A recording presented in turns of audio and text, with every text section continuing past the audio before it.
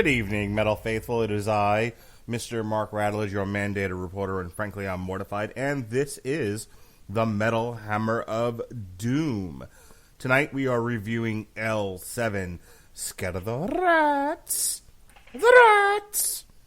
It was released on May 3rd through Blackheart 2019 through Blackheart Records. It's the first album in almost 20 years from L7 following the 2014 reunion, and it's received mostly positive reviews.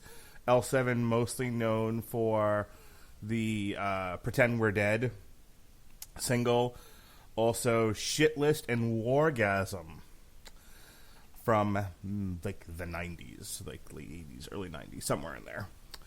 Why are we doing L7 on the Metal Hammer of Doom? There wasn't much else I wanted to talk about as far as what has been released up to this point.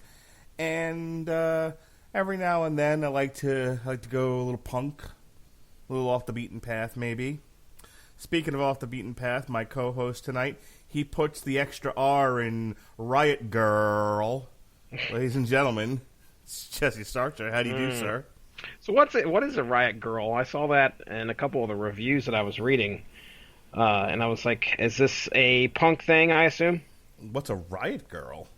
Yeah, tell me. What's a Riot Girl? Tell me. Are you asking me what a Riot Girl is? I think I did. Well, yeah. Jesse Tell me what a Riot Starcher, Girl is. According to Wikipedia, Oh, I love it. a Riot Girl is an underground feminist punk movement that began in the early 90s in Washington State, particularly around Olympia and the greater Pacific Northwest. It also has its origins in Washington, D.C., along with the Fugazi. Remember Fugazi? You have any idea what I'm talking about? No clue. You've never listened to any Fugazi? Do you know what a Fugazi is? Fugazi, never heard of it. Oh, my God. If you were truly a cool person in the late 80s, early 90s, you listened to Fugazi. Okay. Only the cool kids. Now, these particular cool kids, their poop never stunk. And their children would eventually grow up to be millennial hipsters. But back when they were the youngsters, flipping the middle finger off at the man, the soundtrack of which was Fugazi. Okay. Just so you know that. Got it. Only the coolest of the cool kids, by the way. It is a subcultural movement that combines feminist consciousness and punk style and politics. It is often associated with the third wave of feminism, which is sometimes seen as having grown out of the Riot Girl movement. It has also been described as a musical genre that came out of indie rock, with the punk scene serving as an inspiration for a musical movement in which women could express themselves in the same way men had been doing for the past several years. Riot Girl bands often address issues such as rape, domestic abuse, sexuality, racism, patriarchy, classism, anarchism, female empowerment, and the Jessica Jones series. They just added that on there in the wiki recently. Primary bands associated with the movement include Bikini Kill. You ever listen to them? Nope. Oh, you should hear Bikini Carnival by Bikini Kill. I want to go to the carnival. Bikini Kill. I have a strange feeling that you've mentioned that before. So I probably have. It's like one song by them I remember. Bratmobile. Nope. Heaven's the Betsy. No, Heaven's the Murgatroyd. Excuse 17, Huggy Bear, Skin Teeth, Emily's Sassy Lime. Okay, I had not heard of any of these past Bratmobile, by the way. Okay. And Sleater Kinney, as well as queercore groups. Jesse, when did we do more queercore on this podcast? Why don't we? You're going to start up another music podcast with somebody else, just like you did comics, aren't you?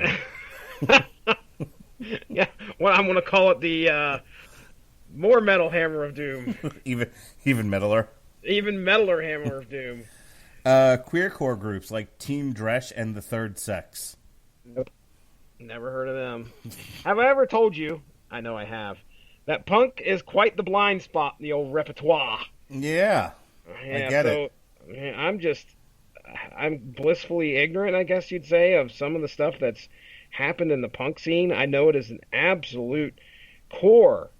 It is a core piece of knowledge that you need to know in order to understand some metal. But man, oh man, it is just something that I I've have never tried really to educate you, but I feel like you resist my education. I didn't resist nothing. I listened to that playlist. We had a good time on that podcast, if you remember right. We got to pick That's through true. the punk podcast, and I enjoyed some of the stuff I listened to. It's just that it's not Until I got to the wrong until I got to the wrong Shelter song. Yeah. Oh boy. Good old Krishna hardcore. Yeah, buddy. During the 70s and early mid 80s, there were a number of groundbreaking female punk and rock musicians who later influenced the Riot Girl ethos. They included Susie Sue and the Banshees. Ever heard of them? Okay. Nope. Oh, peekaboo. Oh, peekaboo. Susie Sue. Nope. Polystyrene. Nope. The Slits. Hold on a second. Can we tell a kid story real quick? About So- the Slits? This Close. I gotta hear. This is close. It's very close. By the way, am I wrong? Isn't Gavin having a kid? You're correct. Okay. Yeah. So how did I not make sense when I said I want to hear Gavin Jr. stories in the chat? For the You made audience, sense don't to pay me. attention to this. This is private stuff. But I get all this crap about how I raised my kids from this group of degenerate losers with no children, and then and then I was like, you know what? I can't wait till Robert Winfrey finally has children. I can hear what a wonderful parent he is and how he makes no mistakes. That should make you laugh. Oh yeah. And I was like, oh, well, of this group of losers who have hung on to wrestling for far too long into their midlife crisis, one of them is having a child. And so after all this criticism that I've received, I want to know how he does. I want to see, I want to hear the stories of how he turned his 3-year-old on to There Will Be Blood and how Oh, far yes. the 3-year-old got into it. Oh yes. Like he claims like his father raised him. And then when I said that, his reaction was, huh? He's having a child, isn't he? No, he's starting a whole new conversation with that. What he said was, huh, and then he immediately went to Conrad and JR just pointed out Vince's fondness for alliterative names. Okay. Whole new conversation. The huh was related to JR That, being like Stan Lee and loving alliterative names. Yeah, not- he was like, Okay. huh. Yeah. No, Got not that. No. Okay. All right, Completely everyone separate. can come back now. All right, welcome back to the Metal Hammer of Doom. The Raincoats. Patty Smith. You ever hear Whoa, Patty Smith? wait. You know what- You jumped off. I didn't get a chance to tell my child story. Oh, here. please tell us about the Slits. Okay, here we go. So, my daughter, she's starting to, she's getting to that age where she's, oh my goodness, this boy's cute. Oh my goodness, this boy's cute. And what we have found out recently is that she's a big fan of the K-pop. So she kind of gravitates toward the Asian population when it comes to, the kind of guys that she likes. Oh, I don't like where this is headed at all, seeing as what prompted this was the Slits. I feel like this is going to be mildly racist. Well, the thing is that this is embraced by whatever this person is. Let me back up here. So she proceeds to tell me about this guy that she likes. I think he's either Who's a Chinese Chinaman, I'm guessing? famous YouTuber of some sorts, I believe. Oh, wait, we're not talking about the boy then. This is the boy. No, this is wait. the boy she likes. He's some kind of. This isn't an actual boy that she likes that she has a chance at. No, this is some guy that she thinks is cute on YouTube. Okay, this is like my daughter having a crush on John Cena. Got it. Yes, there you go. So she says she follows this dude, and she follows him on Instagram, and he is part of the Squint Squad. What? Squad. Well, is it mildly racist when you're making fun of yourself? Well, see, it can't be, right? I'm like, I had to clarify with her. I said, "Are you telling me that this man, this young man who is an Asian, hashtag Squint Squatted himself? He is a member of the Squint Squad?" She's like, "Yeah, he's a member of the Squint Squad." I was like, "All right." So anyway, yeah, you said the Slits, so I immediately went Squint Squad. So is the Squint Squad like a millennial 2019 niggas with attitudes? It very well could be. You know what we have here? We do have an internet. Let's just take a look, see what the Squint Squad.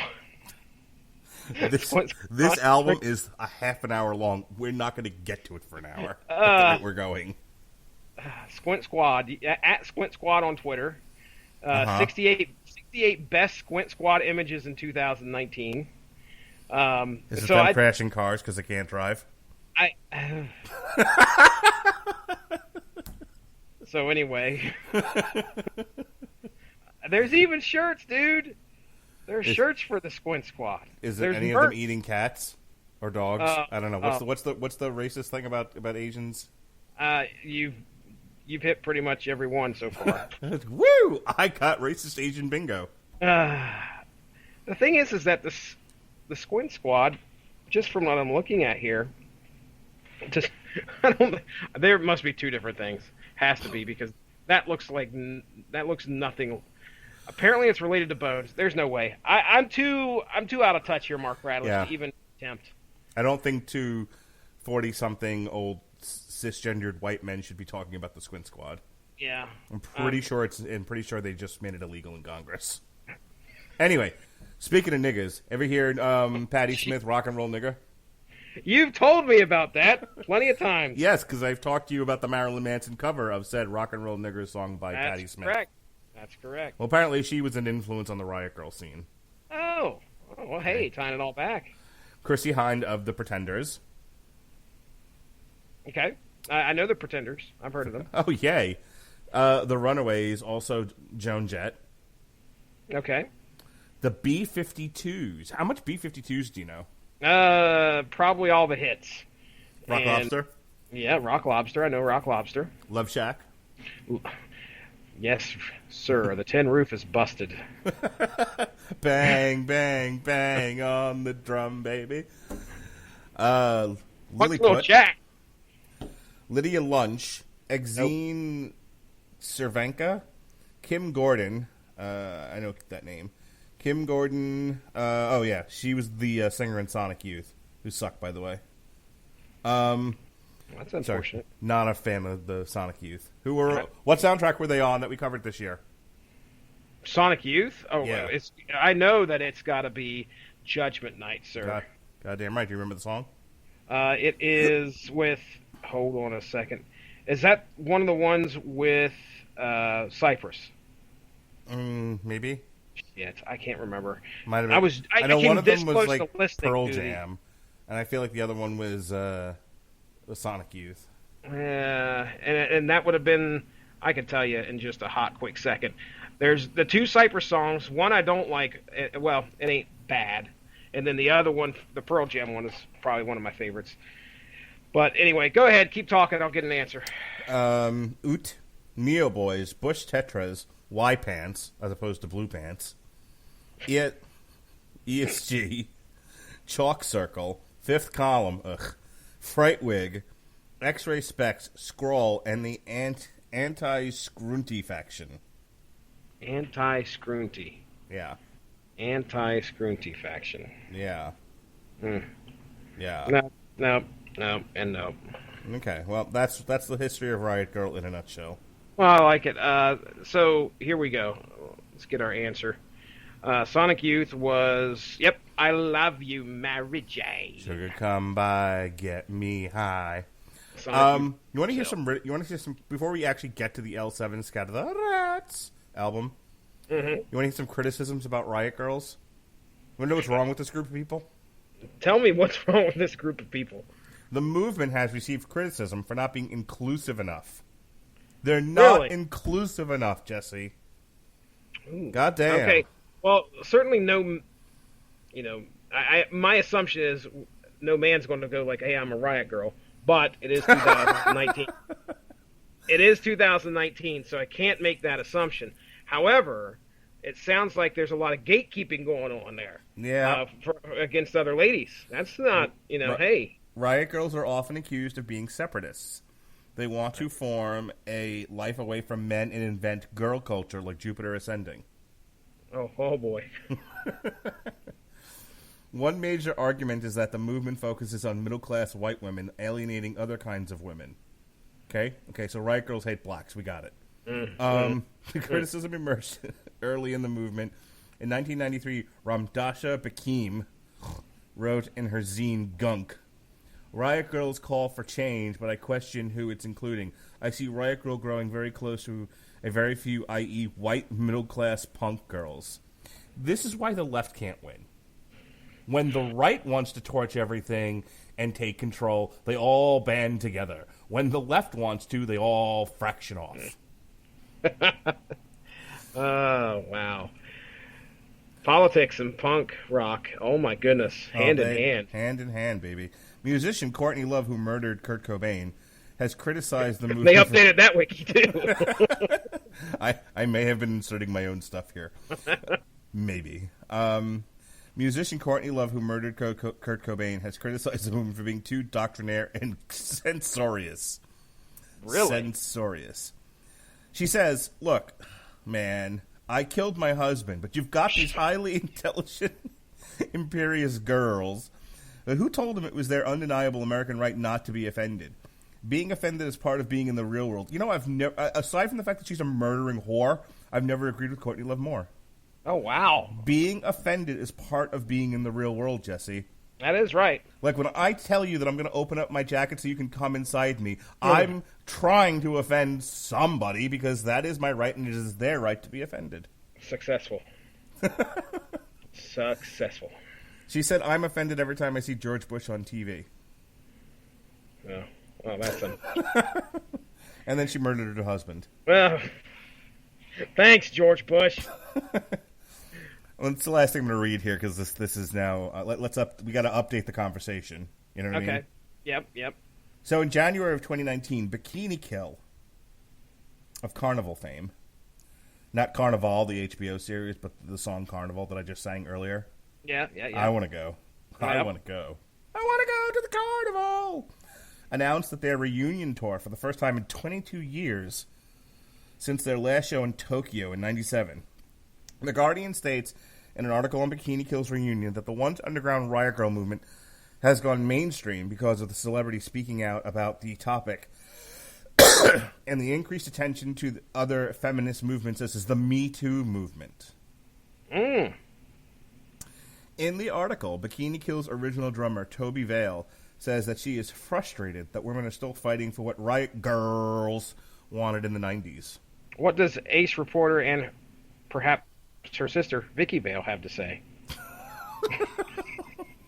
That's a Batman joke, everybody. Oh, wow. So you can look up other topics concerning the Riot Girl movement, feminism, Foxcore, Guerrilla Girls, identity politics, Kinder Whore. Wow. I don't know what a Kinder Whore is.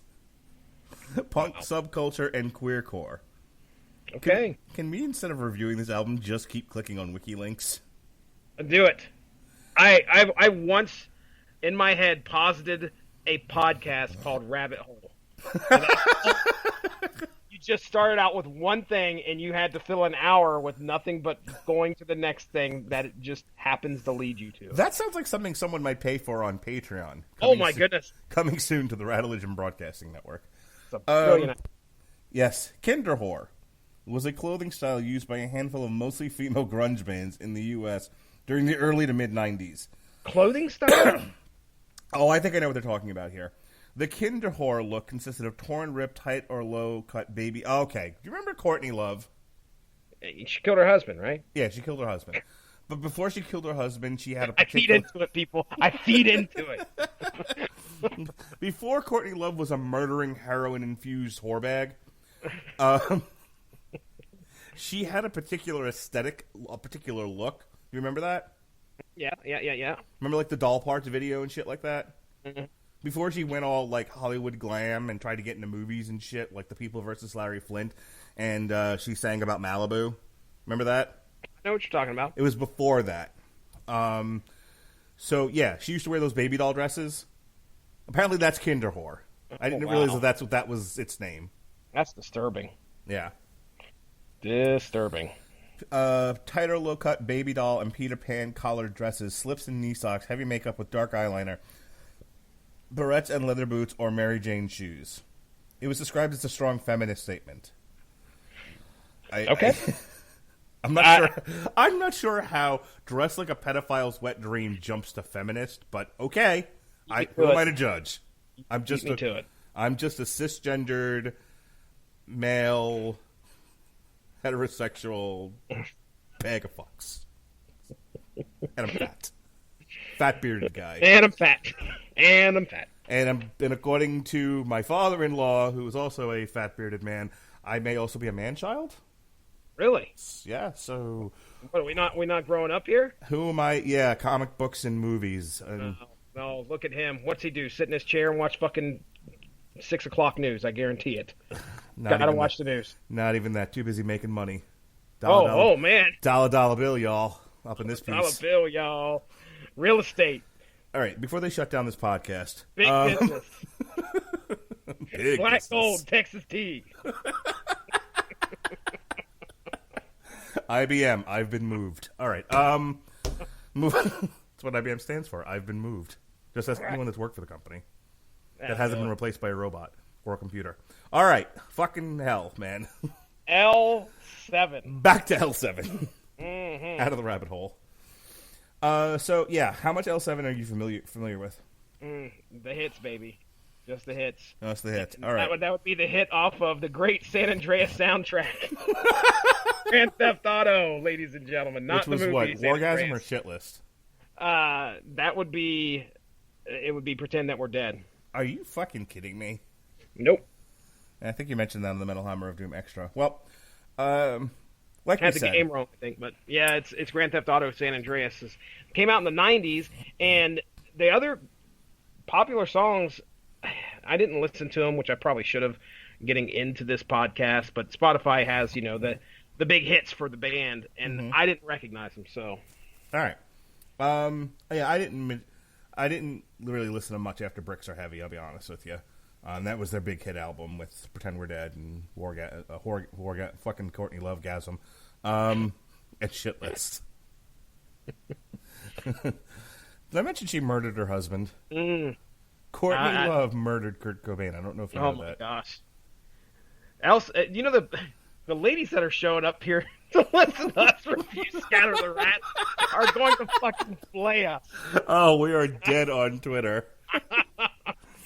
Fucking burnt. What I wanted to tell you was that, speaking of burnt, Burn Baby Burn was a single that was released on February 28th, and I'm Your Uber Driver, Stadium West, was released on April 22nd. How about that? That's great. That's great. I mean, this is a band that has not had an album in 2 decades. 20 years have passed since their last album. That's insane. And I think the Slash years wasn't like an actual album. No, from what I saw, they only just released a couple singles. One was something about "I'm Back to Bitch" or something. Yeah, then, this was a greatest hits. Okay, all right. See, so it's like, can you imagine 20 years passing since your last album? Speaking of presidents, that would have been 99. So we're talking what, 3 presidents since then? 4. So here's what you need to know. The first 4 songs are from their 1992 album, Bricks Are Heavy. It's Pretend We're Dead, Mr. Integrity, Monster, and Everglade. 3 of those songs I am not familiar with. Their next one, which I do remember listening to back in the day, but I probably forgot about it, was Hungry for Stink, Jesse Starcher. I don't know if you get hungry for stink, but I sure do. Boy, do I want to move on. The 3 songs off of there were Andre, Fuel My Fire, and Freak Magnet. And the last one was The Beauty Process, released in 1997, which I'd never heard in my life. And that was Bad Things, Off the Wagon, Moonshine, and Bitter Wine. Okay. So yeah, I believe their last full-length actual album was Slap Happy. Yep. 1999. Produced by Jeff Jarrett. Oh, wait a second. Slap Nuts. That was the wrong album. Hey, that's a wrestling reference, all you gals that tuned in to listen to this shit show. Oh, boy. Welcome to the shit show. All right. I think we're ready to move on here, .org. Me too. .org, yeah, change.org for this fucking. There's a petition right now with our names on it. All right, folks. So here we go with our first song of the. I'm not prepared. First song of the evening, ladies and germs. This is Burn, Baby.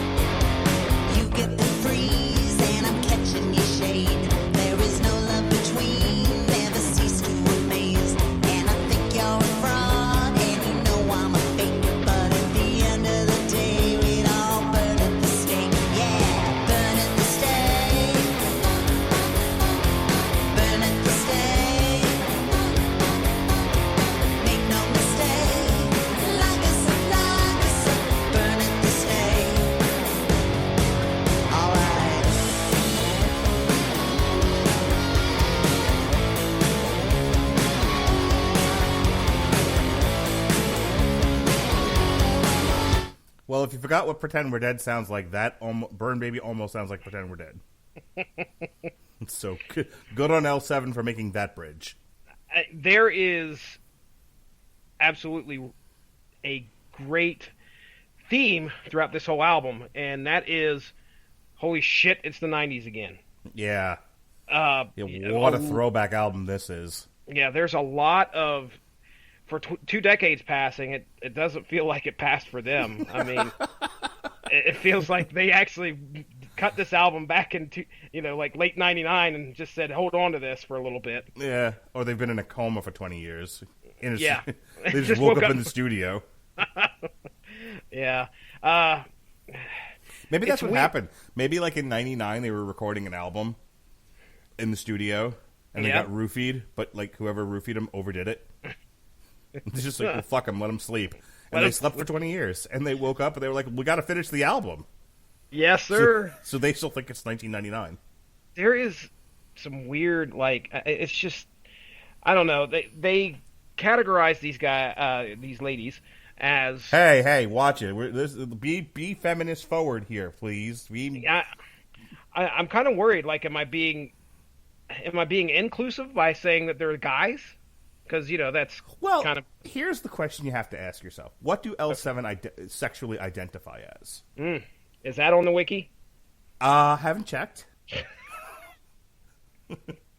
Oh, I found some interesting stuff on the wiki. Did you? Please share. Oh, okay. Well, hold on. I tell you what, just because there's 3 things that I definitely want to bring out.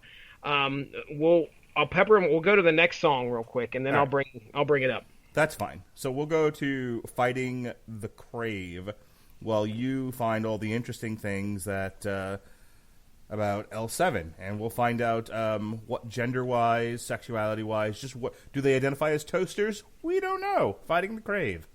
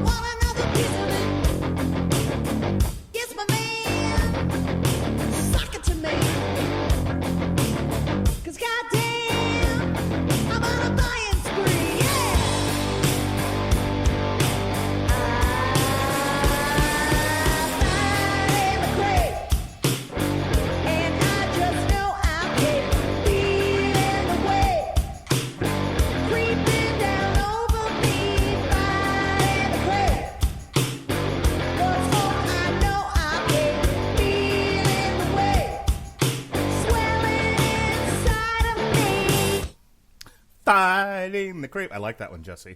Yeah, that is, I think, top 3 off this album for me. Yeah, no bullshit. I actually really dug that song. Like, yeah. All jokes aside, all cisgendered, penis-driven male-centered, toxic masculine jokes aside, that song fucking kicks ass. Okay. Yeah, I'll agree with you there, because if you don't get that first bit of, let's see, the riff, you're going to hear it over and over throughout that song. Problem is, as overdone as you think of it, it's a real simple riff, and it's just done multiple times, but you can dig it. You know, it's diggable. All right, so do L7 identify as toasters? Oh, we don't have.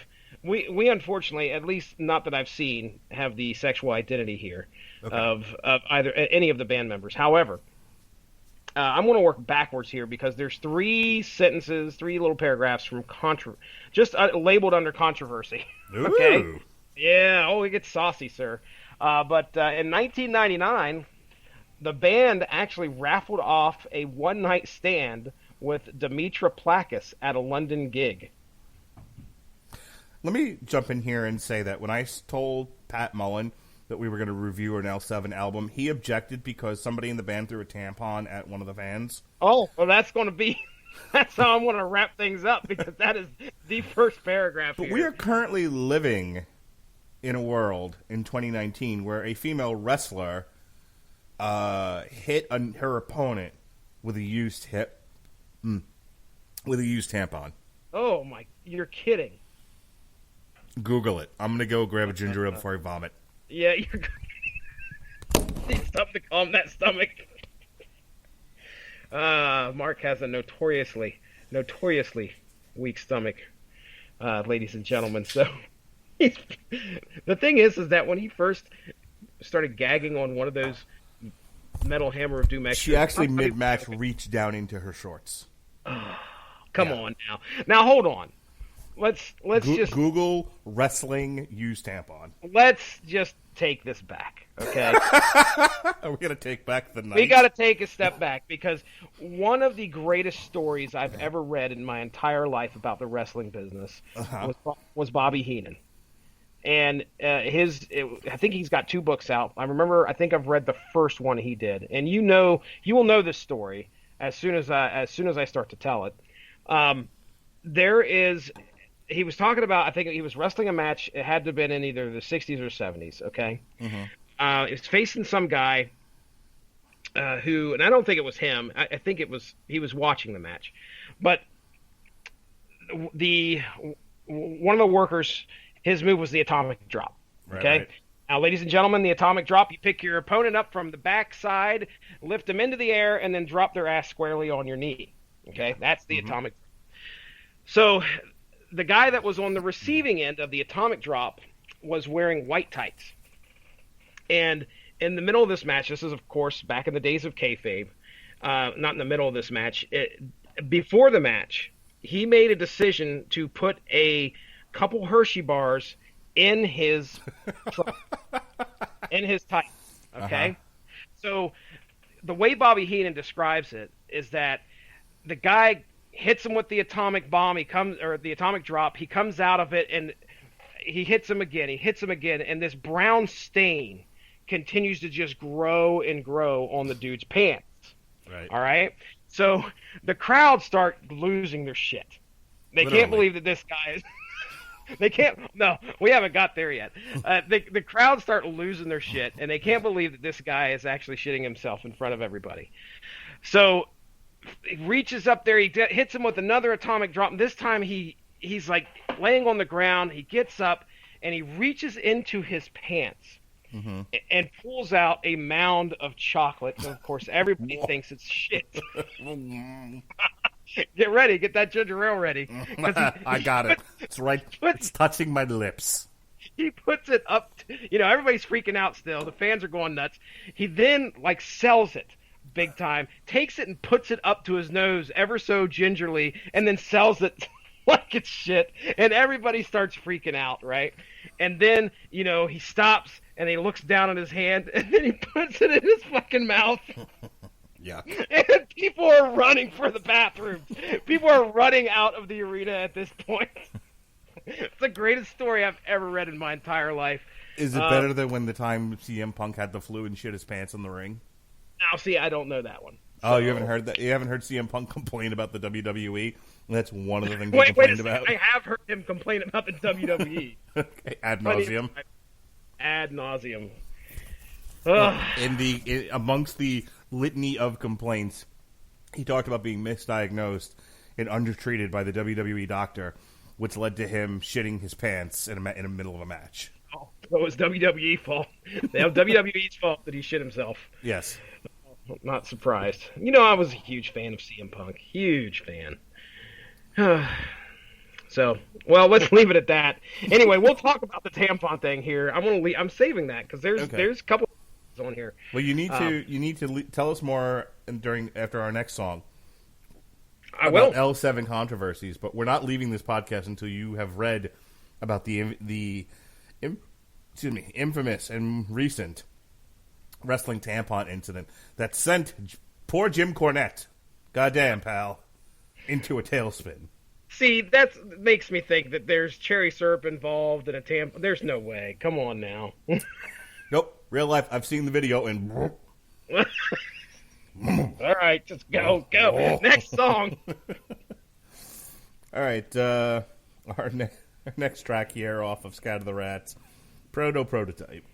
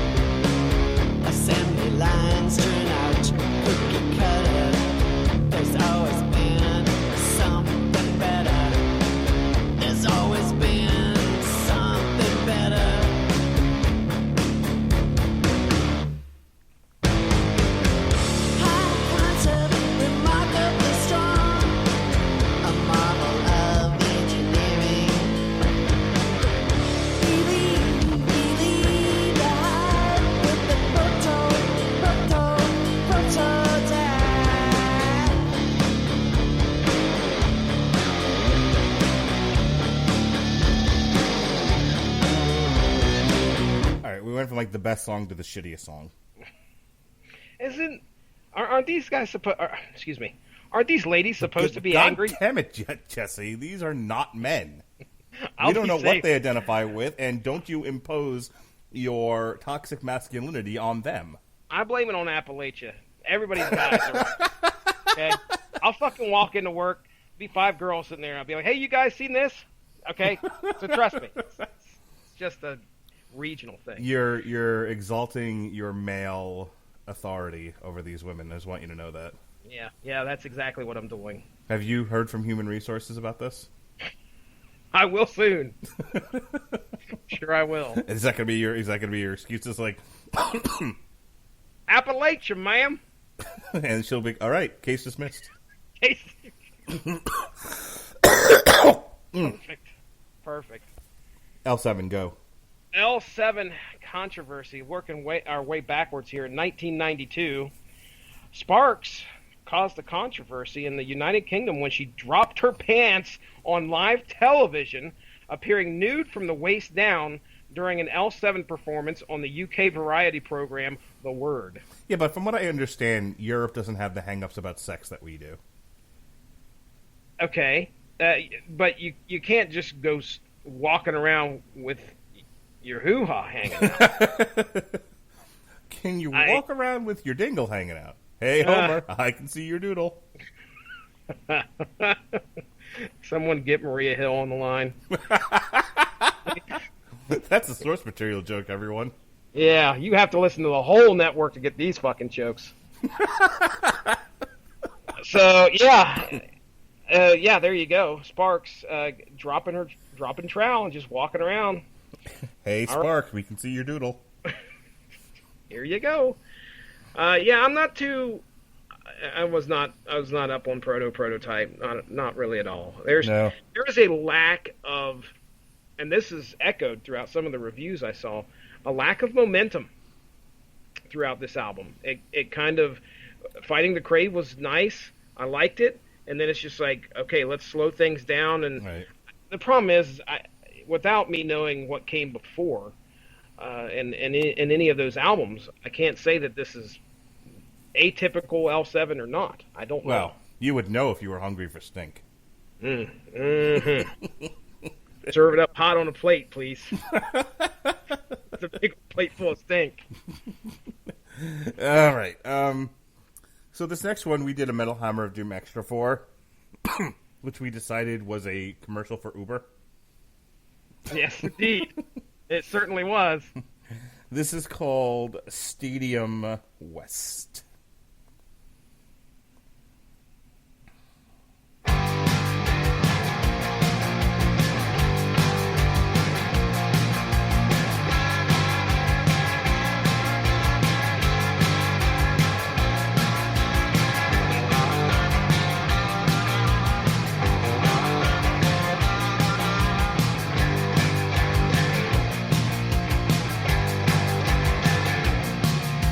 Another deadly airstrike in the forecast today.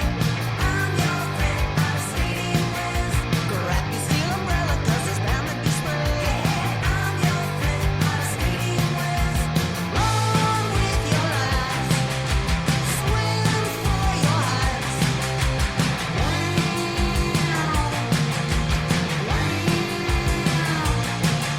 Another ugly sentiment has been expressed. I'm your friend, out of Stadium West. Pick up your prescription, 'cause you will be depressed. I'm your friend, out of Stadium West. 'Cause they're the crappy DJs and they're taking requests. I'm your friend, out of Stadium West. Run with your lives, swim for your heights. Run with your lives, scream for your. Go pick up your prescriptions because you're depressed. I'm your friend from Stadium West. There's DJs. There's no way that this is right. These lyrics. This lyric site is fucked up. There's DJs and I drink in the grass. No, that's not the case. No, No. no. Run with your lies and swim for your eyes. Swim for your eyes. No. What? Okay. Just no. I like the song. The video sucks. The video was shot on a cell phone with no budget. Like these filters on this cell phone now. Yeah, it's an okay upbeat kind of song. You know,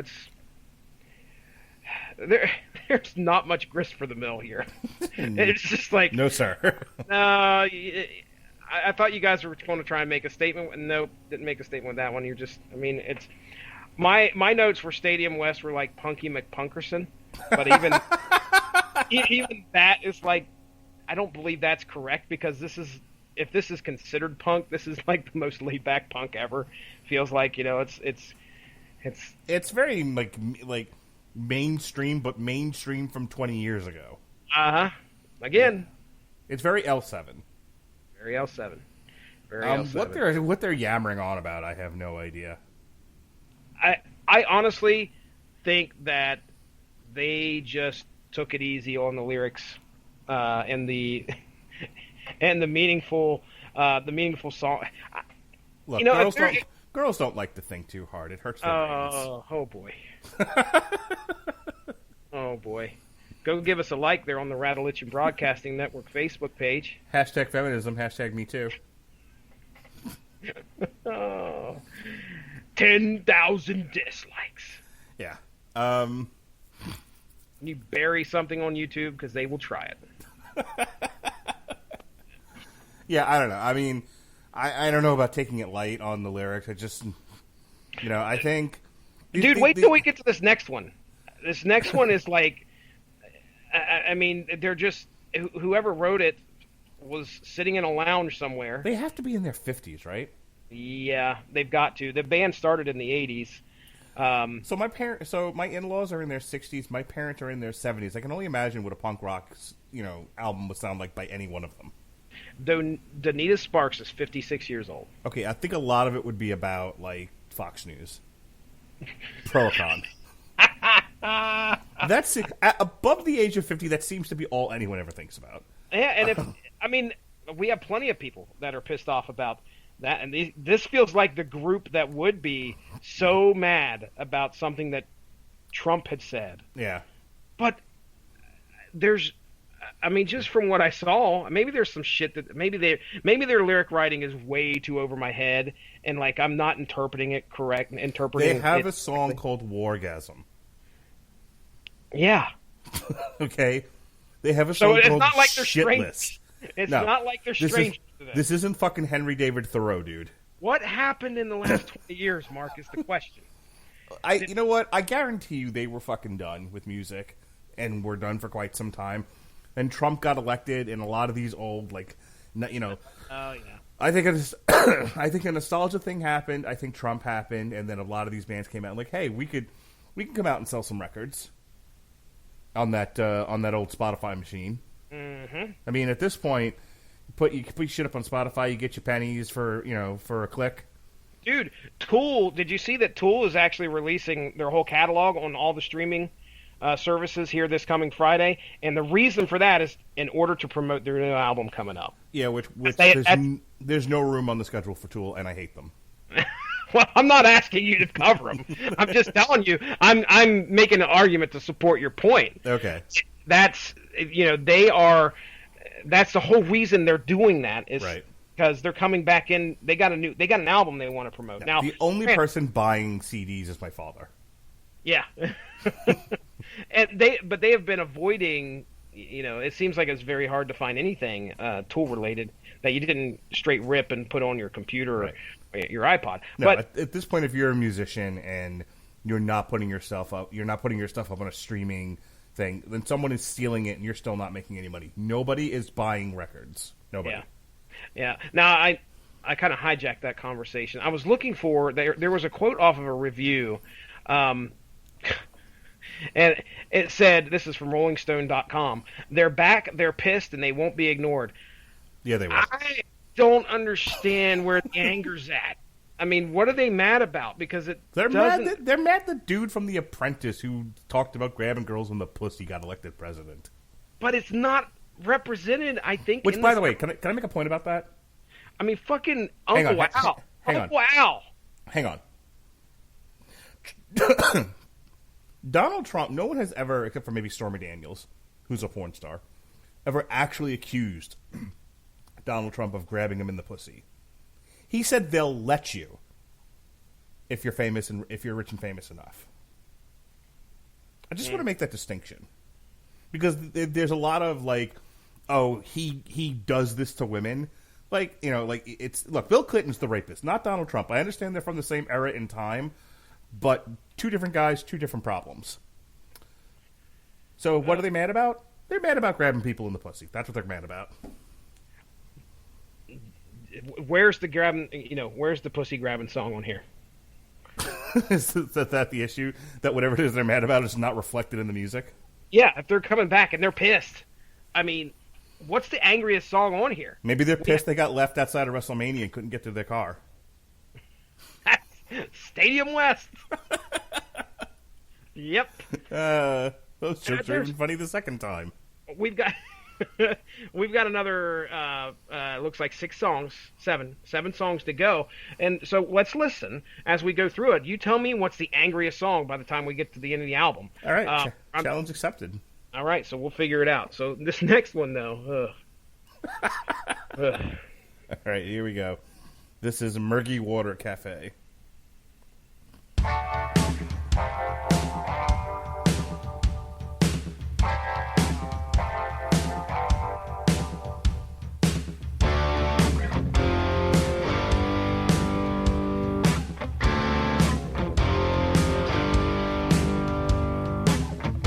Settled in with my bodice ripper. Haven't been able to stop thinking of you. Just like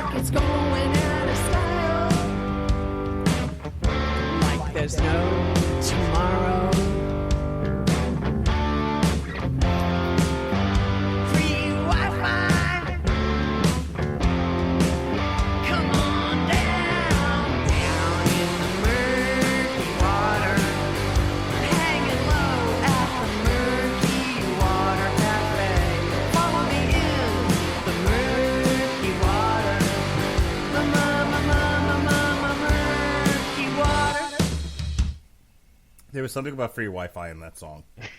Yes, sir. The rest of it was a jingle for some bar in New Orleans. It sounds like a rockier version of a country song.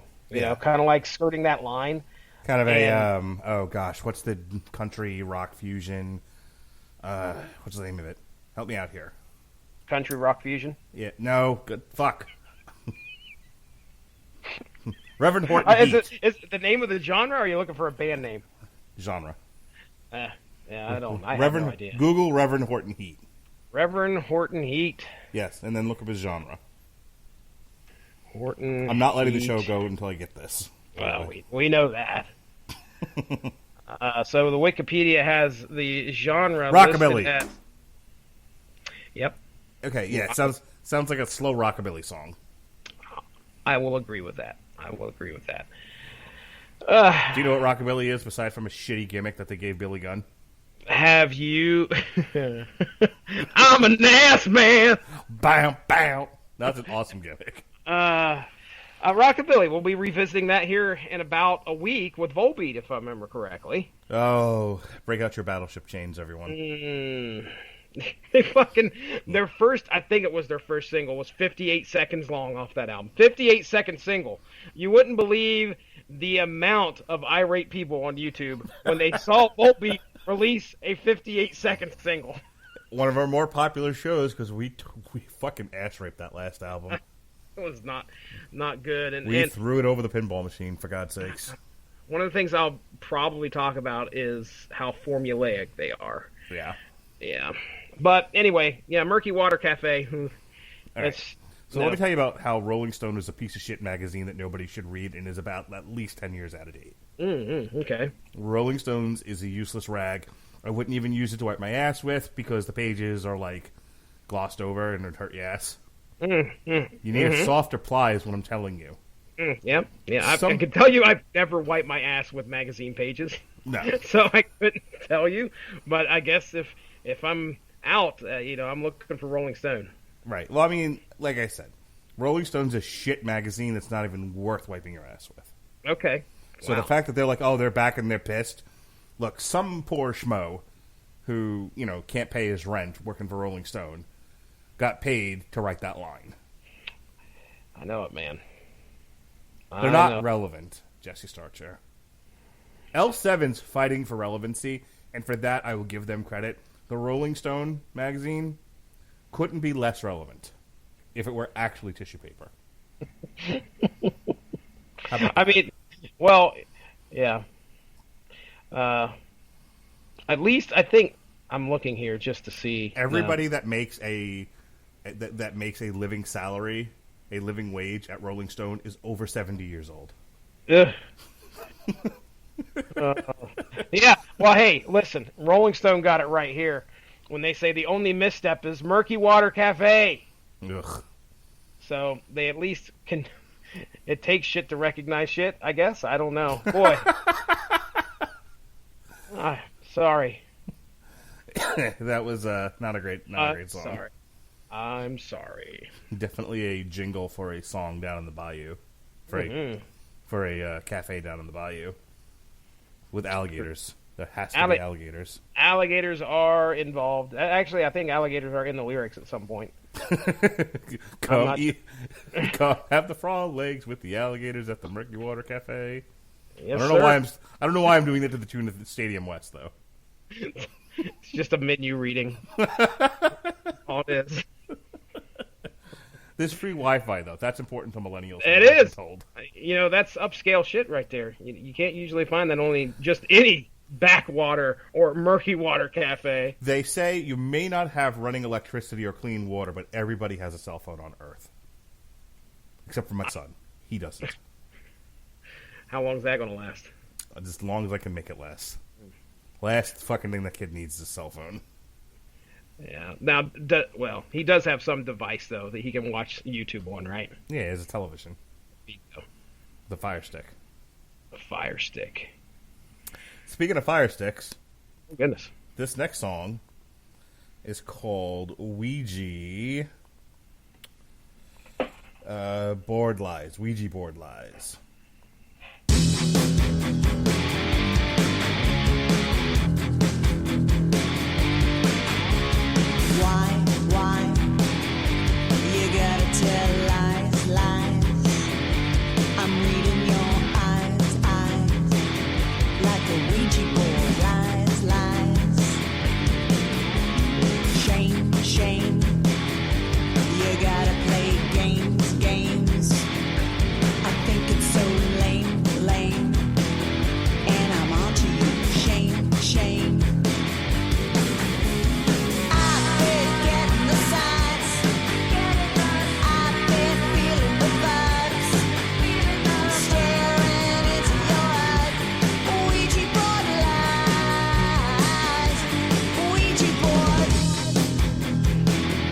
would have had more respect for that song had it been called "This Goes Out to the Toxic Masculines I Love."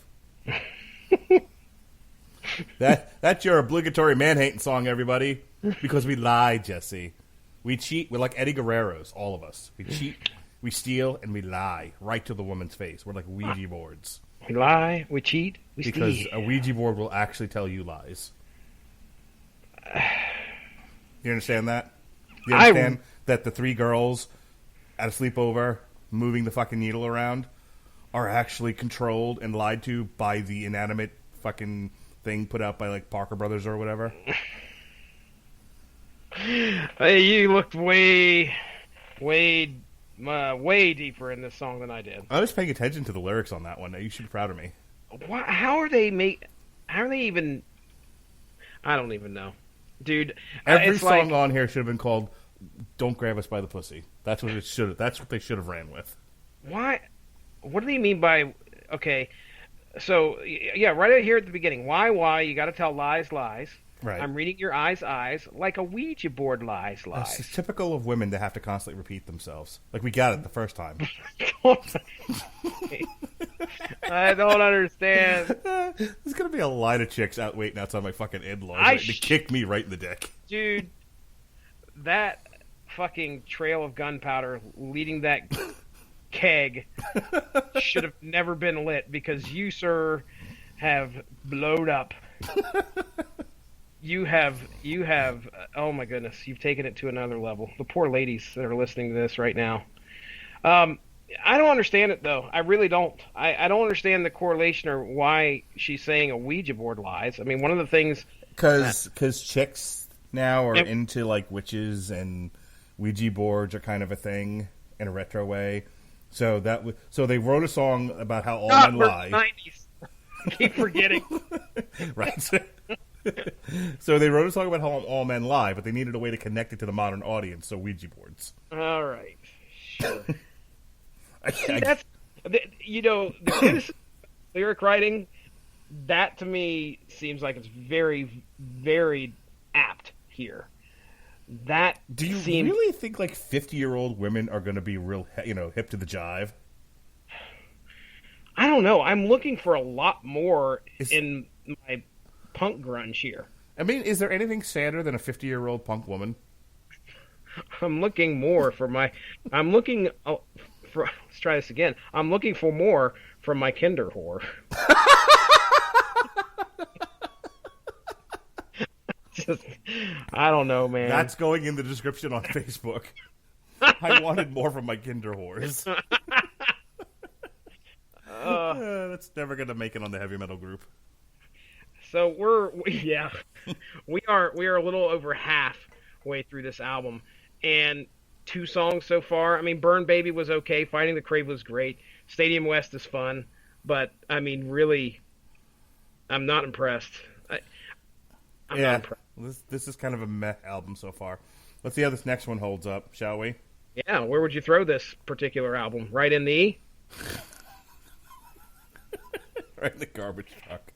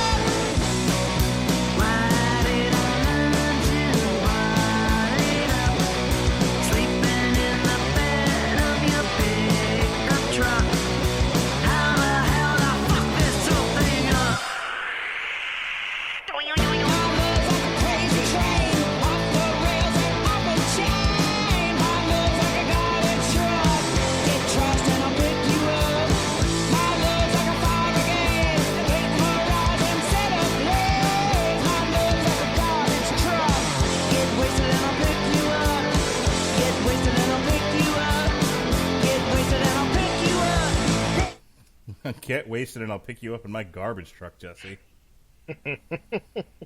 No, I like that song actually. That one had a nice retro punk flavor to it.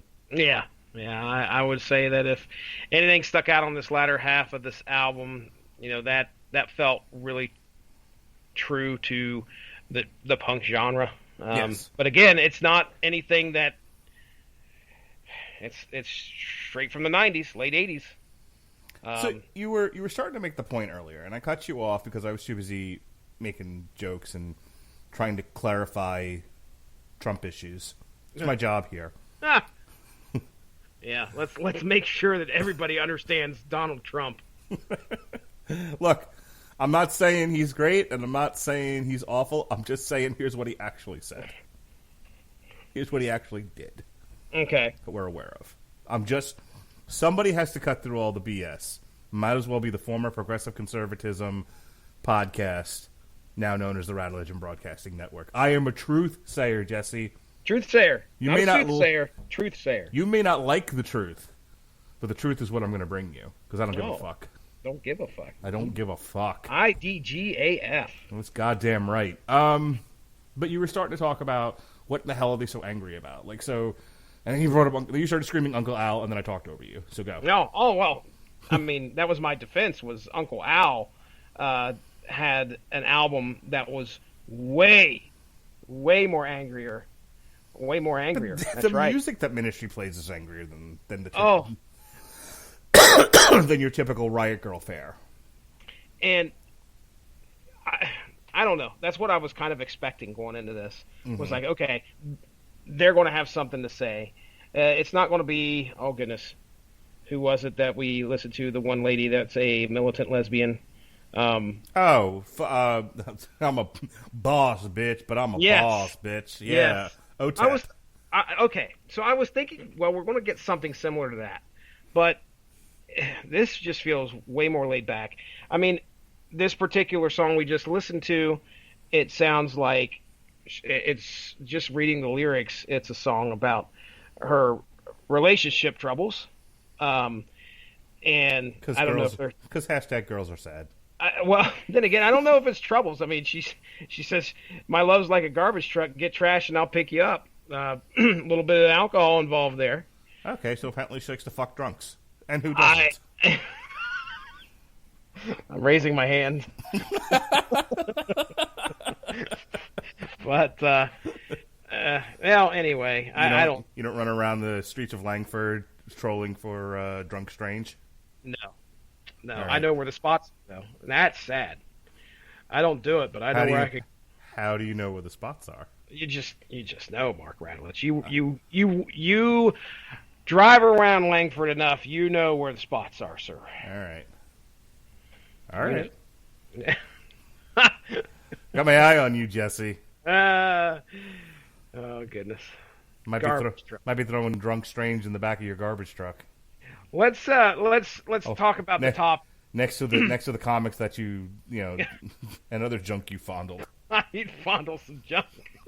Speaking of garbage truck, throw your junk in my trunk. Woo! During their performance, That was a gay joke you just made. I don't know if you know that. Sure. You just invited people to throw their junk in your trunk. Listen, I don't know how many times I've come inside your jacket already. But I might as well go with the gimmick. And this is why when Apple changed their designations and we happen to be under comedy, I just left it alone. Just leave it there. There's no reason to change it. No, there isn't. During their performance at the 1992 Reading, I believe is how you pronounce it, Reading Festival, the band experienced technical difficulties with their audio equipment and were forced to stall their set. The rowdy crowd grew restless and began throwing mud onto the stage. In protest, lead vocalist Donita Sparks removed her tampon on stage and threw it into the crowd, yelling, "Eat my used tampon, fuckers." Yep. Sparks I remember the story. Sparks has remained unapologetic about the incident, and the tampon has been referred to as one of the most unsanitary pieces of rock memorabilia in history. Someone still has it. Well, look, I mean, I think it's rational to react at a booing crowd by throwing your sanitary napkin at them. Really? What else are you going to do? I mean, I How can't, else do you- can't throw the guitar. Right. I can't throw the mic stand. What do I have? I've been at a Typo Negative show on Halloween where they threw the keyboard, the guitars, and the pumpkins into the crowd. What? We lost a lot of good horses that day. Oh boy. So, if as all she threw was a used tampon, I would say that crowd in Reading Reading was lucky. Reading Reading right off the coast of Africa. Right on the Reading Railroad. That's right. That is right. Well, yeah. So yeah, that is. And it's I certainly never better knew than that. Priscilla Kelly pulling a used tampon from her vagina and hitting another girl with it. So I've got the Uprock story right here. Okay. On Saturday night, a video of the incident suddenly caught fire on Twitter. You can watch it right here, but you're going to say it. You're just going. But if you're just going to say it's disgusting and you regret having seen it, remember that the option to not watch exists. So now I don't know. Does she hit her with it? Because I swear I saw something. I think she like mushes in her face. That's what I was going to say. I could have swore I saw somebody say she tried to put it in her mouth. And I was like, are you fucking kidding me?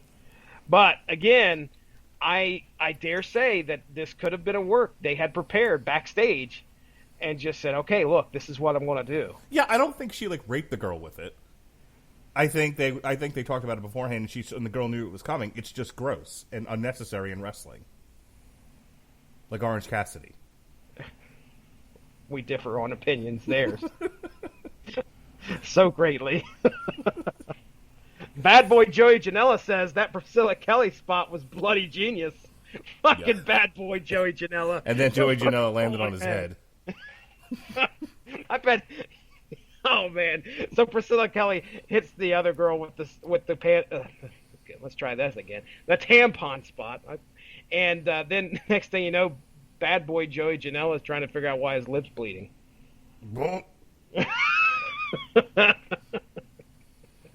Okay, I need to move this on. Oh goodness! I'm done here. Right. The next song is Holding Pattern.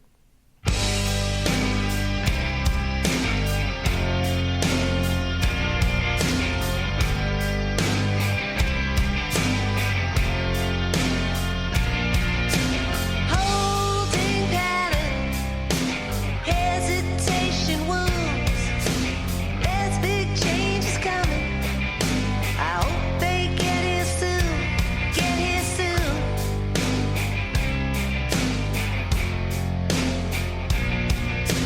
Holding pattern, something's gotta give. History's dying. Future's gotta live, gotta live.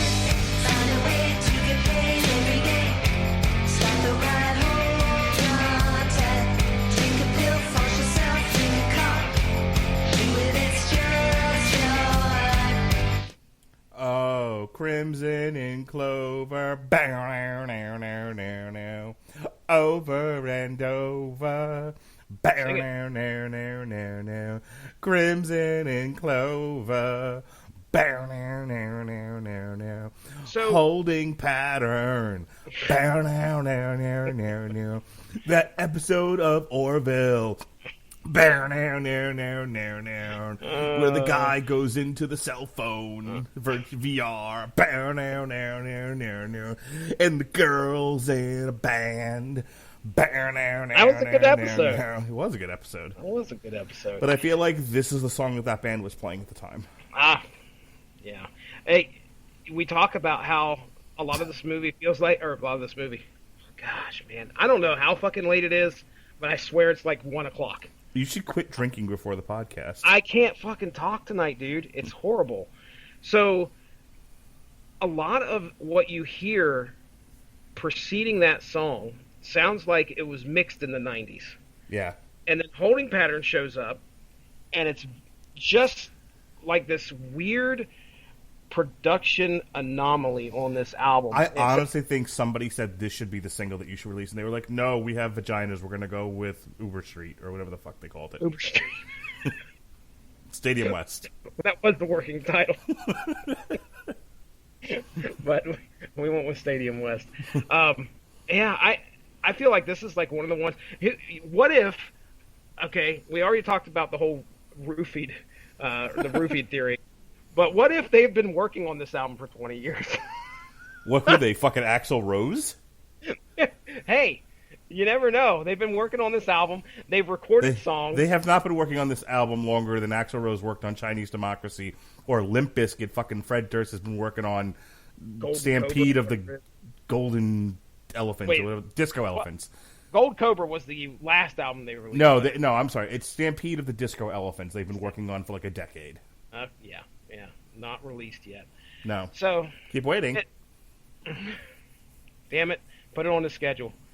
I would if they would actually give me a goddamn release. 2025. Speaking of which, can Ice-T get the fuck off Twitter and work on his goddamn Carnivore album? I want to see him retweet some stuff again. No, fuck Ice-T and his stupid Twitter account.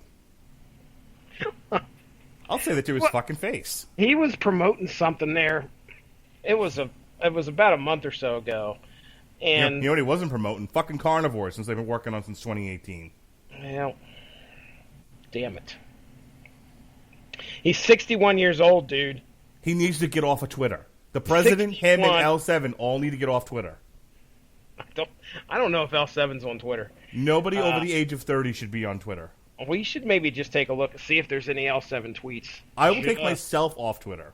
If nobody, Oh, really? if we all just agree that anyone over the age, like 30 and up, should not be allowed to have a Twitter account, and anyone over the age of 40 shouldn't have a Facebook. Especially my mom, who friended one of my friends on Facebook because she's bored and 70. It doesn't know how to use Facebook. I understand that reference. So yeah, we have nothing exciting here on You know the what's L7 weird? band. We're not going to get in trouble for any of the sexist jokes that we've made. We're not going to get in trouble for anything. I'm going to get in trouble for being an ageist. It's like everything else, like from a satirical point of view, is funny, but then he's like, nobody over a certain age should be on Twitter or Facebook. Fucking ageist. That's what I'm going to get in trouble for tonight. At least, I mean, if there's going to be a percentage of what you get in trouble for, that would be The largest percentage. yeah, of the ageist. 75% due to this offensive remark, and then we have another 10 for this. Oh, you made fun of Asians earlier, so you got I did that not covered. make fun of Asians. I educated people on Squint Squad. Okay, on Squintism or whatever it was called. Squint Squad is out there. Okay. You people need to know. You people need to know. Leave the Squint Squad to the young. That's what I say. I will. I have no problem. Anyway, what were you saying? I have L7's Twitter is pretty lame. At least the band's Twitter. Oh, top 5 tweets. Go. Top 5? Yeah. Like, read me the okay, last like 5 tweets. Last 5. Okay. Jeez, dude, this is fucking. Go ahead and grab a drink, ladies and gentlemen. Oh, it's something to do. L7 the band, May 26th, 30% on Scatter the Rats vinyl. I think they meant 30% off on Scatter the Rats vinyl through Monday night. We're only selling 30% of the vinyl. 30% Well, damn.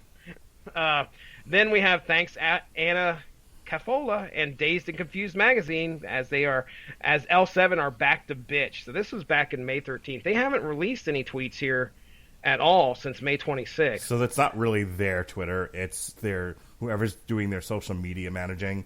It's that person's Twitter. Yeah, it's L7 the band Twitter is what it's called. So how about Danita Sparks? Does she have a Twitter? that would probably be where we need to go. So Donita Sparks. Donita Sparks. Does she have the blue check mark? That's what I need. That's what I'm looking for here. We gotta. She is. People are tagging her, but she is not. Are they tagging her presently? Because we're not live. There. It's like, it'd be funny if it were. It'd be funny if if this were live and people were listening to it and then tagging her, and be like, "Hey, these assholes." That is somebody put at Donita Sparks, but that takes you to a defunct Twitter there. Yeah, I don't think she's on here. Although here is a tweet from Out of Context Grunge from February 15th, 2019. Danita Sparks, L7, and Courtney Love, Hole. It's a photograph of the two. So that's ties into the podcast. I do not see an official Danita Sparks Twitter. Terrific. So, yep. The rabbit hole. Way to be current, ladies. Well, you just fucking said. You just said. Stay off of Twitter. She's off of Twitter, and you're giving her shit for not staying current. I'm just saying, maybe get a better social media manager. I know a few people. You're just being a jerk. You're being a jerk. I am the jerk of all trades. That is a not Babes in Toyland. Oh God, what's the name of the band? So old. Jerk. Skankosaurus, Luchasaurus, Jungle Boy. No. Luchasaurus. Lunachicks? The Lunachicks. Yes. See, I was close. Luchasaurus, You were. Lunachicks, same thing. The jerk of all trades. You ever heard it? She can punch you in the nose. Have you ever heard the jerk of all trades? No, never heard of it. Oh my God. Oh my God, Jesse. She will kill you with her hate. Jerk of all trades. Yeah. Here we go. You want to hear this shit? Bring it on. Want to fucking hear jerk of all trades? Bring it on. All right, here we go.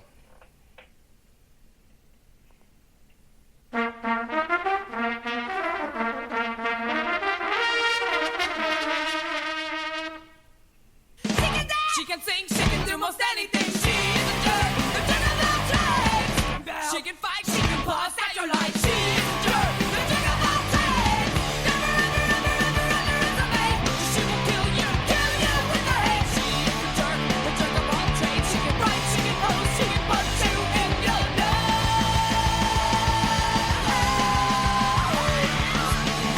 She can sing, she can do most anything. She is a jerk, the jerk of all trades.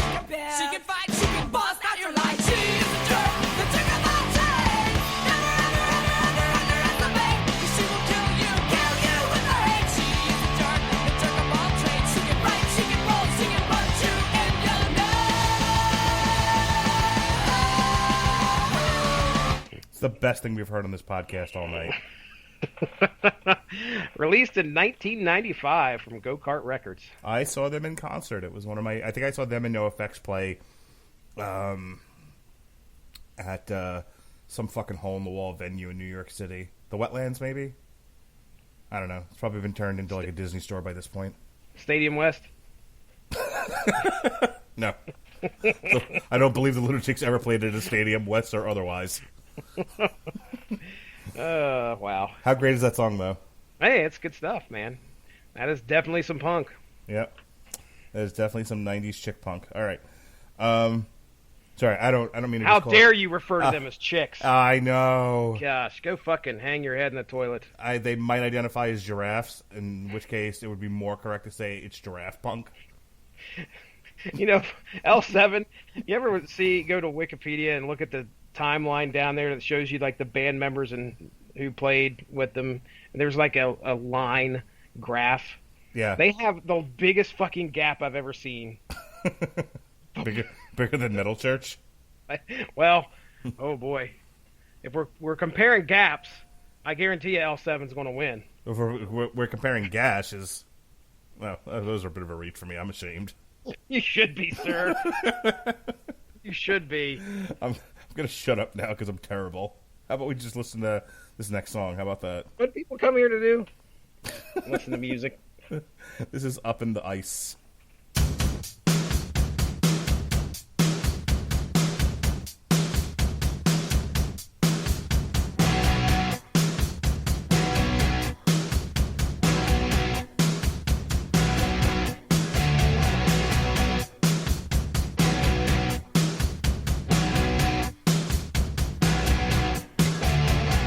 Hit the ground, taking the sights.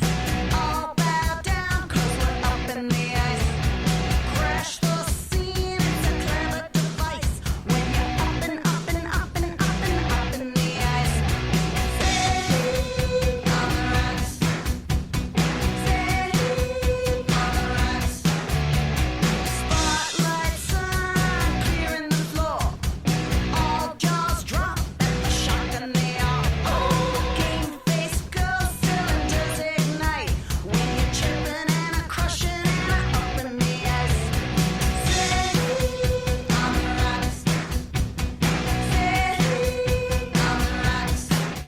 was wonderfully meh.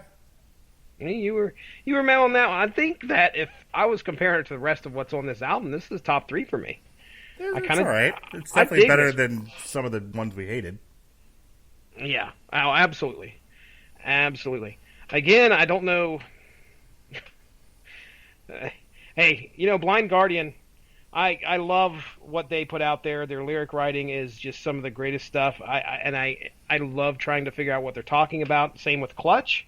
Sometimes they can make some great references, but for some reason, maybe this shit's just too simplistic, and I'm trying to read too much into it. Are you saying girls are dumb? No, I'm saying that I'm not a girl, and I don't understand what the hell they're talking about. Maybe it's not meant for us. Maybe it's not meant for 2 mid-40-year-old men. That is Fat, probably bearded men. Well, you're not bearded. Yeah, I am. I got a beard. Do you? Um, Okay. I do. So let's get the record straight. Oh, I'm 1,000 pardons, sir. But you open up the CD and trust me, there is a very big description on the inside that says, "Okay, this is who this album is not for." Yeah. And it has our pictures there, This fucking picture of us. and then a description of It's a height fucking and weight. audience at God. It's the fucking audience at Starcast. And, and weight. Yep. There's a fat bearded guys wearing wrestling T-shirts. We as much as you might be hungry for stink, this is not for you. Oh, plate full of stink. What do you think "up in the ice" means? I don't know. Does it mean just like, hey, we're lack of taste? We will erase from view your approach. We've seen. We'll just break through. Sailing on the rocks, paper thin. We are dismissing you. Up in the ice. Maybe that means they're giving the cold shoulder to penises. Cold shoulder. Ooh, good one. That's a good one. Yeah. So angry. L7. They don't like men. L7, stop. L7, don't talk to us. L7, take that penis away from us. We are hungry for stink and nothing else. Because bricks are heavy. Get it? Oh, bricks are heavy. Callback. Men are on their shit list. Don't you understand? 20-year callback. All right, so we have 2 songs left. I think we might have to just to get this over with. This podcast has been an hour too long. Half an hour album, hour and a half, not discussing. Us fucking tearing it apart. We're giving these people a hard time. They come back to a different. They've come back to a different era, and we're giving them a hard time. Let's hear it. We're medleying. Are we medleying? Yes, we are. This is Cool About Easy and Scatter the Rats.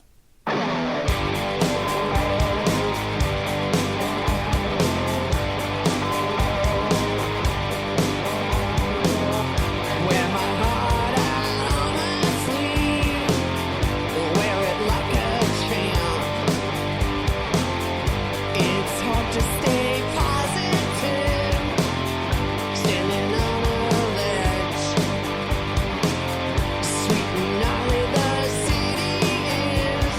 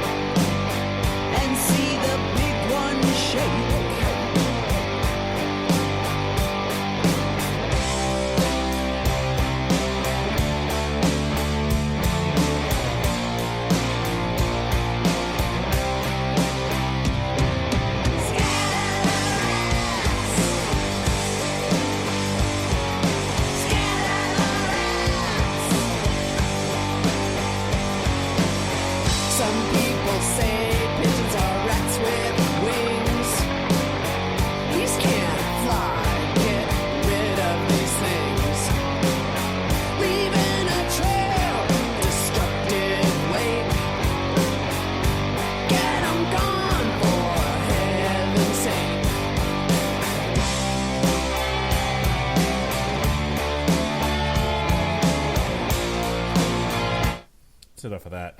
All right, I actually like that last one. I thought they finished pretty strong. Yeah, overall, the album's a fucking C for me. But again, I much like Cloak and Dagger, I may not have been the audience for this. Well, I'm right there with you. This isn't going to make the top half for the year. It's not. I really don't think I'm going to revisit anything off this album. I really did enjoy Scatter the Rats. I think that was probably another bright spot off this album. That particular song, that last song we listened to, it was grungy and crunchy and all those fun grunge adjectives that are out there. Very granola. Yes. Yep. And I enjoyed that. Cool About Easy was, take it or leave it. But Yeah. either way, there's not enough on this album that makes me go, oh shit, L7, what have I been missing? Yeah. I honestly, it's a dated band. And again, I really think they came back to try to take advantage of the climate. I joke about it constantly, but obviously there have been just decades upon hundreds of years of women being abused and taken advantage of, especially like in the workplace. And, that all kind of blew up in the last couple of years where it had always been there and people have been pissed about it. But it was like it came to kind of a flashpoint where it was like, okay, well now we're going to do something about it. Still with me? Yeah, I'm here. I'm listening. And you combine that with the anger over, they think the wrong guy got elected president, except that he won the election, so fuck off. And according to people we know, it's happening again, including yourself, right? Yeah, I'm on the record. Robert and I are both on the record as saying he'll be winning re-election pretty handily. So take it or leave it. But, I just think they looked at the climate and maybe looked at their bank accounts, looked at their option, and were like, yeah, now's about a good time for an L7 reunion. Like, all right, whatever. I don't know. That's the thing is, like, how do you, like, young kids are really not into. It's hard to find stuff like this, I think, for them, for it to be relevant. I think if they're looking for, like, angry women that are yelling about current circumstances, they'd find other stuff than this. Yeah. I mean, think of a cartoon from the 90s, or just one of your favorite comedies from the 90s. The thing is, here lately, there's been a resurgence in nostalgia. So maybe that's the angle they were going for. Maybe. But, I mean, nostalgia is pretty broad. Did you say broad? You fucking... Can you not stop yourself tonight? Nostalgia's pretty vagina. I don't know, but yeah, this isn't for me. This isn't for you. But it used to be like I used to really dig L7. I just think it's very their sound is extremely dated, and they didn't do any like. Sometimes I think you can have a dated sound, but you do something interesting with it. You have a new take. You have something to say. You have a voice. All of those things are absent from this album. Yeah, and we also got to take into account. I mean, 20 years have passed. Right. So they're in their 50s. They probably have less piss and vinegar than they did back then. Just doing check this out. Donita Sparks is fucking 56 years old. Mm-hmm. Yeah. Let's see. How old is Jennifer Finch? Jennifer Finch is 52. Maybe figure out something else to do with your life. I'm not going to give them a hard time for wanting to come back and go on tour and get the band back together. Jesus Christ, Susie Gardner is 58 years old. I mean... And again, like, I love my in-laws as far as this podcast goes. But I wouldn't want to see, like, my in-laws fucking...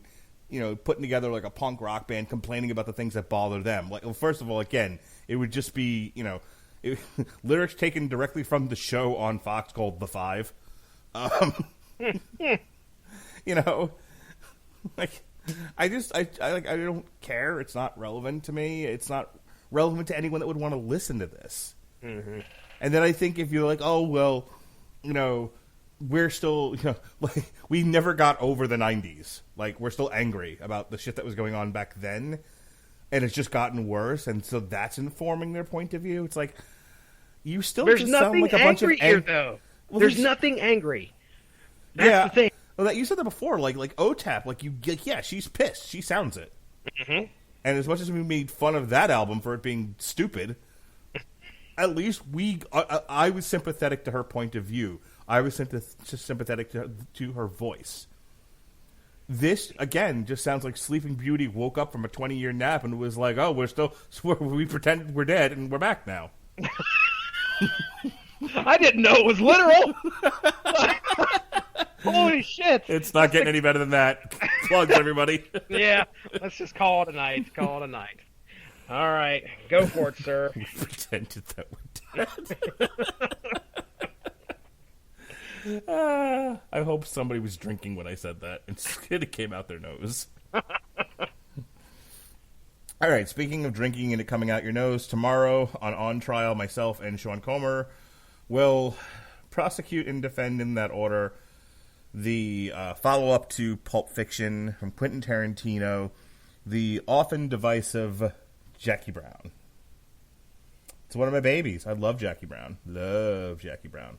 But because I've defended a lot lately, the last couple of on trials, I'm going to prosecute this one. I'm going to kill one of my babies because I can. Oh, no.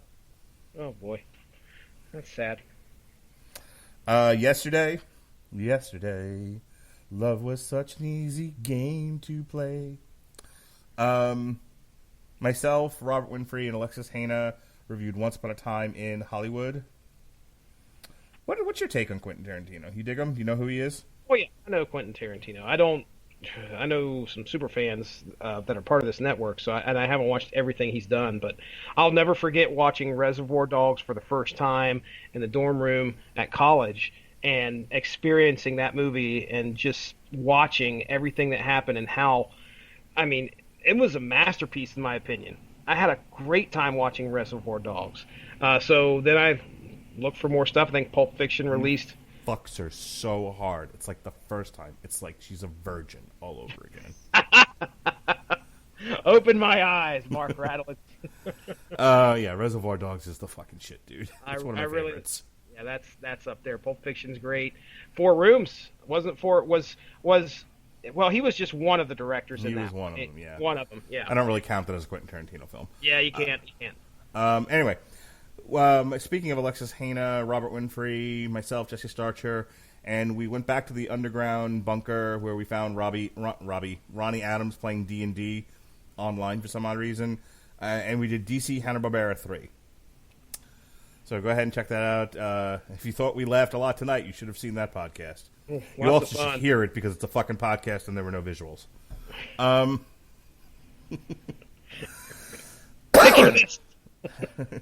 Tomorrow, I've had a lot of time in my hiatus in my cancer treatment to watch a lot of retro TV. I just finished up the FX single season boxing drama Lights Out. So me and Pat are going to talk about it tomorrow. That'll drop sometime in the afternoon. You can check that out. Saturday is the night for fights, Jesse Starcher. I don't know if you know That's that what or I not. heard. That's what I heard. What the hell? Sorry, I got confused by something. Anyway, we're trying out somebody new here on the Rattlegion Broadcasting Network. We're going to bring a new someone for boxing analysis on a live commentary for Kaneki from Greece. Kaunaki versus Ariola. That's going to be live on Fox. Normally I do that with Pat Mullen and Robert Winfrey. Robert Winfrey may or may not be available, but we're going to try somebody new. I reached out into the podcast world and somebody took the bait. So I'm going to try him out, see how he does. Spectacular. All See right. if we have somebody new in the Rattlegion Broadcasting family. It'll probably be the most well-behaved podcast you've been on for at least 10 years. At least. Myself, Jesse Starcher, and the one and only Evan Bevins. That's right. We talked Patsy Walker, a.k.a. Hellcat. I'm hooked on a feline. Bow, bow, bow, meow. That's going to be August 5th. August 6th is a review of Hobbs and Shaw. When we come back here in the Metal Hammer of Doom, grab your battleship team. Jesse Starcher, that's day 30 for me, by the way. Hey, zero day, 30 plus 30. What was it called? It's day plus 30. Day plus 30. There we go. That's right. My doctor-imposed house arrest is finally over. So I am going to be fucking out of my mind August 7th. I'm going to be I don't even care if I have cancer still. I'm going to be still doing cartwheels. I can be alone again. Woohoo! Speaking of alone, myself and Sean Comer will be reviewing Orange is the New Black. It made me cry a lot on August 8th. I will be watching the Ring of Honor Summer Supercard, and apparently nobody else on Earth will be on August 9th. Maybe there'll be a review. Maybe I'll just go fuck myself. Who knows? Speaking of go fucking himself, we're going to do some more boxing analysis. This time Pat will be back for Carl Frampton. He's going to come alive versus Emmanuel Dominguez on ESPN+. Get it? Frampton comes alive? Yeah, that's a good album. Right. Good. Glad you're with me. Speaking of with me, the kids go back to school August 12th, which leaves me and Jesse home alone to do a split 7-inch source material. Damn you, Hollywood of the Kitchen. We're going to compare the book to the movie. How about that? Yeah, I'm going to go watch a movie for the first time in a long time. Yes, by yourself with no pants on. No, I'm taking my wife. She likes Melissa McCarthy, so she'll be enjoying herself watching it. I'll have no pants on in the theater. It's going to be amazing. Terrific. What theater do you go to, sir? August 13th, we've got a double shot. We've got Damn You Hollywood with the horror ghouls. Robert Winfrey, Alexis Hannah, and Jason Teasley, The Prodigal. That's P-R-O-D, not P-R-O-T, because I'm a fucking idiot. The Protocol Son. The Protocol Son, Jason Teasley. They're going to review Scary Stories to Tell in the Dark, because apparently that was a popular book once upon a time. Meanwhile, the four podsmen, including Jesse Starcher, are going to review SummerSlam. How about that? I can't wait. We're back here on the 14th. One of the four podsmen will be joining us, good old TMC, for Slipknot. We are not your kind, baby. They have new masks. Get ready. Sean is back for a third week in a row. We'll be reviewing Glow Season 3. A good one. And then, Jesse, what the fuck is a Superblog team-up? Superblog team-up, ladies and gentlemen. A great team-up between a lot of content providers. Blogs, podcasts. I think that runs the gamut. Blogs and podcasts. Boats and hoes. So, yeah, you can check out the Superblog team-up, which this quarter, month, whatever, this theme is called Immortal. So we're going to be trying to find a topic that fits with the word immortal. Now, Mark, what the hell did you come up with? What was it again? We're going to watch Jupiter Ascending, even though we're not girls or trans people. But they've claimed it as their own sci-fi, and we need to know why. Open the fucking door. We're coming in. We're getting all our toxic masculinity all over you. Yeah, that ought to be fun. That ought to be a lot. And we have yet to figure out what we're going to do on source material for the Superblog team-up. There has been rumor that we are going to possibly do a 6-man. I don't know where the 6 men come in, but I do know at least 4 of them that will be on it. But we'll be doing a Superblog team-up episode. I don't know if it's going to be an extra on top of the source material that we're doing. Yeah, when the fuck do you plan on recording this? That's a good question, Mark. I have no idea. It's going to be sometime in August, before August 28th, and we're trying, at least as far as we know, we're going to be bringing in one Peter Rios from, if you guys know, Comic Geek Speak podcast. He is one of the founders of that podcast, I believe, and the knowledge he will bring, boy, if we can get him and Sheehan on a podcast, I mean, I'm not going to have to say anything. This Peter Rios guy, is this someone I'm going to have to behave? Because you might just want to leave me out of it then. You could do it, sir. You could behave. It's possible. You can do it. But yeah, anyway, we're going to do something Superblog team up, and I really want to do vampires just because you shat all over that idea. So I think source material podcast. We're gonna each pick a vampire comic book character, and we're gonna talk about it. I call Elsa Bloodstone. Elsa, is she a vampire? I think she's like a monster hunter. Oh, the question was, is she a vampire? You're a vampire. All right. What other plugs do we have? Oh, yeah. David Wright and myself are finally going to get to Lost in Space Season 1 on a special Saturday. A special Saturday episode one of those of before. TV Parts of the Night. We're going to talk Lost in Space and shit on the floor. That's what the plan there is. Oh. Wow. Then we got a whole week dedicated to Swamp Thing, baby dolls. Saga of the Swamp Thing, Alan Moore, Book 1. Jesse and I will discuss the DC Universe Swamp Thing that's already been canceled.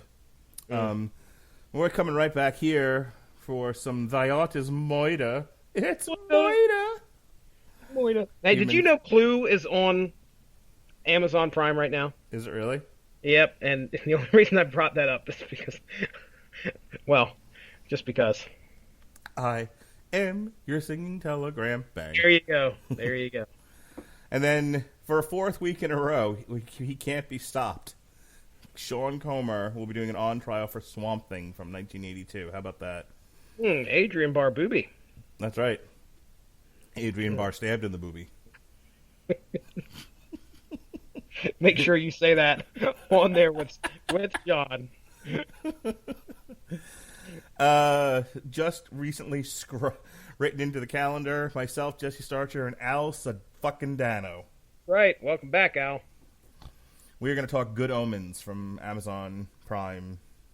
Good Omens. Oh, great David Tennant acting. Spectacular. Sunday. Chris Bailey. We will be doing a Screaming Boy podcast with myself, Ronnie Adams, and Alexis Hano. We're going to talk all the drops from D23. D23, everybody. The Disney convention where they're going to market you Disney Plus and everything associated with it. You had no idea Mighty Ducks had that many sequels. No. Bad joke. Finally, Chris Bailey. We got DC first, Superman Lobo, Krypton Season 2, Rage of Light Imploder, and Thursday, August 29th, in the middle of the day, you're going to get a special daytime edition of TV Party Tonight. Alexis Hana and I are going to be discussing the Banana Splits movie that'll be airing on the Sci-Fi Network. Can't wait to hear about that. If it's too over the top scary, I might not let Colton watch it, but he is a huge Five Nights at Freddy's fan, so he's 5 years old and enjoys them jump scares. And then finally, August 31st. You said that last time.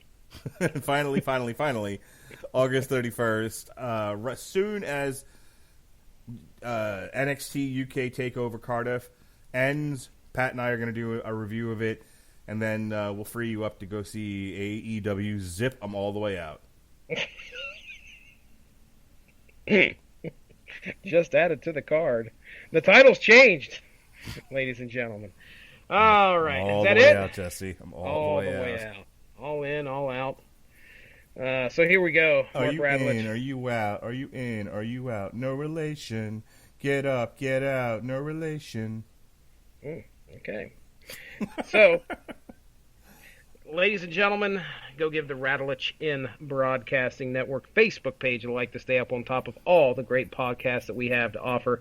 Hey, look for our first official episode of Unspoken Issues. Should be dropping, I would imagine, sometime next week.